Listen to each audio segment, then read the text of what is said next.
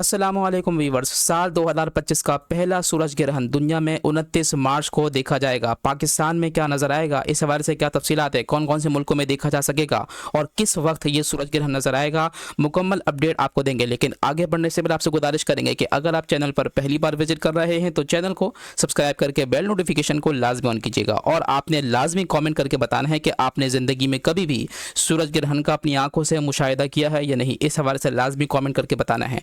तो आते हैं अपने टॉपिक की तरफ। देखें, पाकिस्तान और पूरे दुनिया में 29 मार्च को साल 2025 का पहला सूरज ग्रहण का मुशाहिदा किया जाएगा और ये सूरज ग्रहण अमेरिका, यूरोप, आयरलैंड और ग्रीनलैंड जैसी कंट्रीज में नज़र आ सकेगा। और पाकिस्तान, इंडिया के हवाले से क्या तफसीलात है, क्या पाकिस्तान भारत में भी नज़र आ सकेगा? तो इस हवाले से अपडेट ये है कि पाकिस्तान और भारत में नज़र नहीं आएगा। और किस टाइम देखा जा सकेगा ये सूरज ग्रहण? तकरीबन पाकिस्तानी वक्त के मुताबिक 2:20 पर यह सूरज ग्रहण शुरू होगा।